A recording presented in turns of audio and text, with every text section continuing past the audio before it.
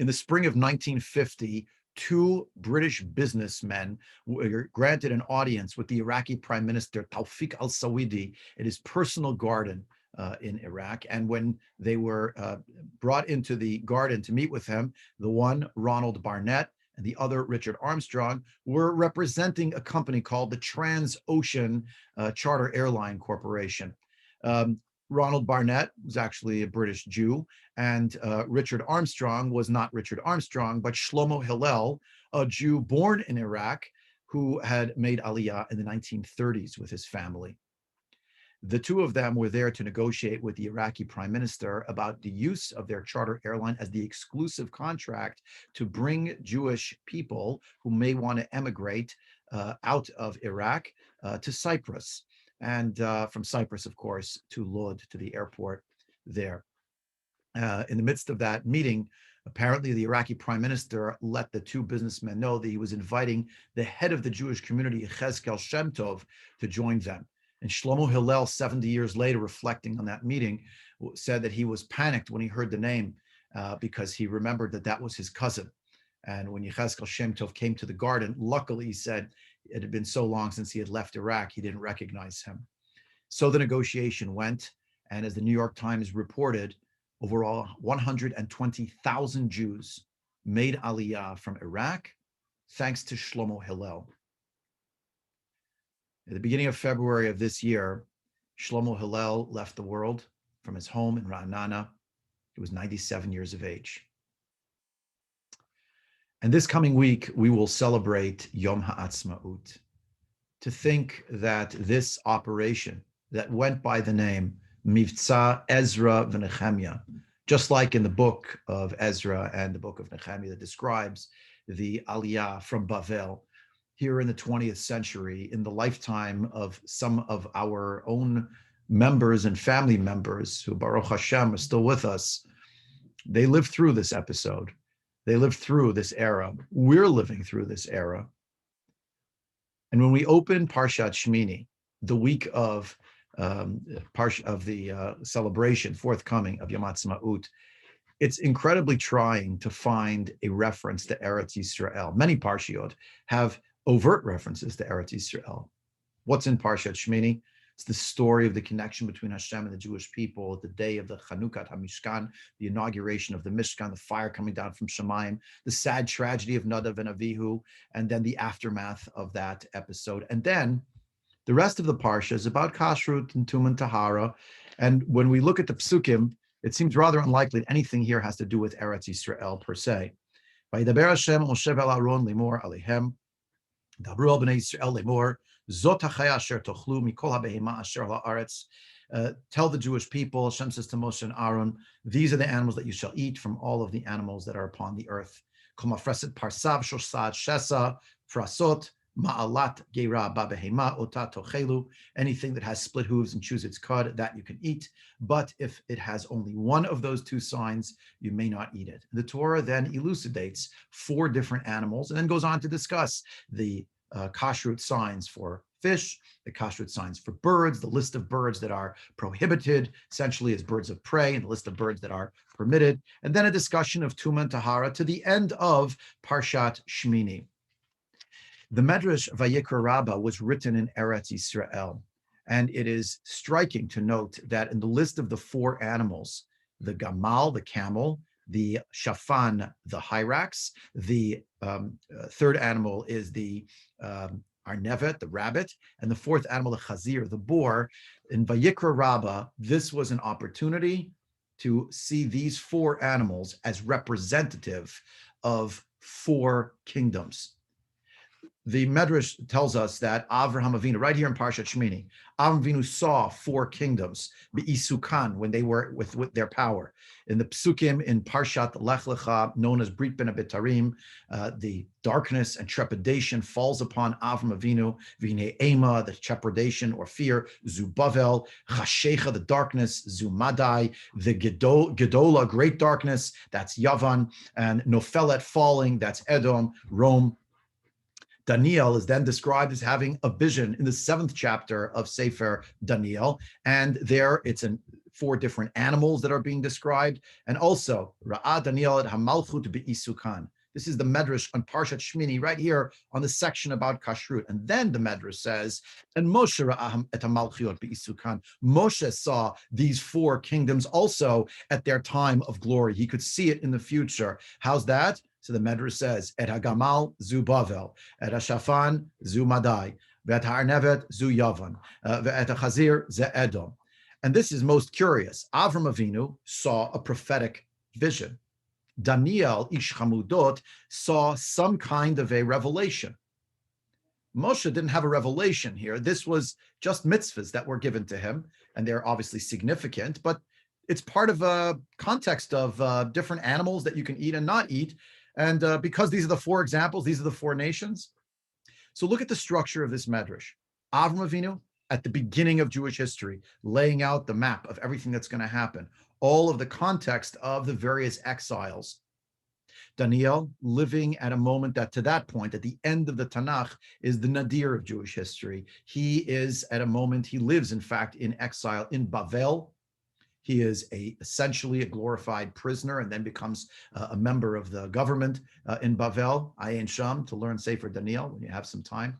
The idea here that Daniel sees the same structure, but he sees it in a vision that is at another moment in Jewish history, a reminder that Jewish history is on the move, that there is a structure that's playing out and that he's part of it at the moment that he finds himself. But Moshe, it's very strange that the Baalei Medrash want us to identify that Moshe Rabbeinu understood this from the mitzvot. But think about it this way. After the destruction of the Beit HaMikdash, after the Churban, and after a time when there are open either prophetic visions or some kind of revelations or dreams, we have our mitzvot. Do we see in our mitzvot a connection to Eretz Yisrael? Moshe Rabbeinu here, the Medrash describes, says, you see these four animals, the gamal, the camel, the shafan, the hyrax, the arnevet, the rabbit, and the chazir, the boar. These represent four different eras in Jewish history. The Avnei Nezer writes that each of these animals the Torah describes as having one of the two characteristics, but they're singled out particularly because each one has something that at its core is kosher about it, something that is meritorious, redemptive. The problem is that it's covered in the dross of that which is unacceptable, that which is convoluted, and from a spiritual perspective represents tum'ah, impurity. And the wisdom to know the difference about how to extract that which is positive and to throw away that which is negative. When it comes to these four different animals, for the time being, the Torah says you cannot go near them. They're actually forbidden to you. Each of them looks like it has something redemptive, but ultimately it's tameh. It's not your place to go near them. If we're stuck in the midst of these kingdoms, then we are. But it need not be something that we remain under the thumb of. And someday, somehow, the Nevi'im tell us the Jewish people will return to Eretz Yisrael. Now, all of this is pretty negative. It's about staying away from various types of foods. But in staying away from them, we think we're part of a structure. Do we have a food that represents for us these four stations? Of course we do. The Torah tells us about the idea of food elsewhere. The Baalei Medrash picked this up, particularly at an unlikely moment. Also, what does this have to do with Jewish history? The cup of Paro in Parshat Vayeshev. 4 times at the end of that parsha does it describe that the cup of Paro is in someone's hand, or the cup of Paro features in a dream. Mikan, write the Baalei Medrash, Kavu Chachamim Daled Kosot Shalele Pesach. The 4 cups that we just drank at the Seder last week, 2 weeks ago, are the cups of Jewish history. Amarav Huna B'Shem Rabbi Benaya Keneged Daled Geulot. It's the 4 redemptions. Shenemar b'Mitzrayim V'Tzeti B'Tzalti V'Ge'alti V'Lakachti. But Rabbi Levi says Amar Keneged Daled Malchiot. These 4 cups are as against the 4 kingdoms. And when we think about it this way, it means that we too, while we don't have maybe in our own day moments particularly of prophetic revelation as such, we don't have dreamscapes that remind us of this on and on. We have our Sfarim, we have our Tanakh, we have our world of Chazal, we also have our mitzvahs. And on Pesach, perhaps those 4 cups are meant to remind us, again, we're meant to remind us that there's a process of Jewish history that's playing out.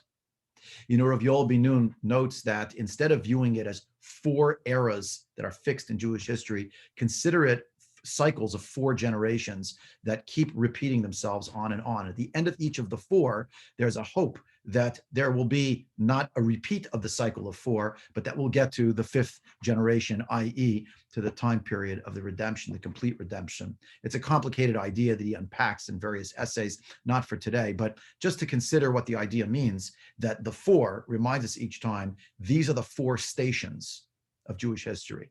These are 4 points on the map that are part of the journey. Shlomo Hillel and Jews like him, and Jews like us, ought to represent and ought to be aware and ought to celebrate the idea that we are at a grand moment, bigadol, broadly speaking, in Jewish history.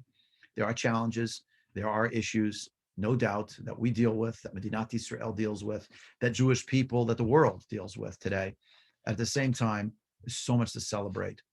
Speaking of Rav Yoel Ben Nun, he said that shortly after he was among the conquerors of Yerushalayim, Yer HaKodesh, in the 55th Paratroop Brigade in 1967, he said he met Ben Gurion's nephew. And Ben Gurion's nephew, who was a Yodea Sefer, he knew things in Torah, Torah Shebirtav, Torah Shebal Peh, said to him, Rav Yoel, you know and I know that the Mishnah in Masachet Pesachim says that part of the Seder, Pesach Seder, is to be doresh, to unpack, to explicate the words and interpret the words of Arami Oved Avi. But the Mishnah says, doresh me Arami Oved Avi, v'gomer kol haparasha, and you have to finish the whole parsha. Said the nephew of David Ben Gurion to Rav Yoel Ben Nun, how come you're not finishing the parsha yet? Rav Yoel Ben Nun went home, he opened his Tanakh. Sure enough, after the whole section that we read at the Leil HaSeder, which we're so familiar with, where we read the last pasuk that we read and unpack is, and Hashem took us out of Egypt with a strong hand and outstretched arm with great awesome signs and wonders, etc. And we stop. But what's the next pasuk? To be Gomer Kol HaParsha, V'ayevienu el hamakom hazeh, v'yitein lanu et haaretz hazot, eretz zavat chalav udvash. And Hashem brought us to this place, and he gave us this land, a land flowing with milk and honey. Said Rav Yoel Ben Nun, after that, he felt that at a Seder, he had to say this pasuk. Maybe we have to say this pasuk, at least this coming week on Yom Ha'atzmaut. And each of us had that 5th cup on the table, our kos chamishi, that we did not drink, but we opened the door and wait for Eliyahu Navi to arrive. And at some point in Jewish history, at the Rav Mashiach Tzidkenu, we'll drink that 5th cup. And we'll say, instead of the kos paro in the hand, it will be kos Yeshua Tesa V'Shem Hashem Ekra, that the cup of salvations I will lift up, and I will call out in the name of Hashem. And we will thank Hashem, b'shevach v'hodah, for the great gift of Medinat Yisrael. Shabbat Shalom.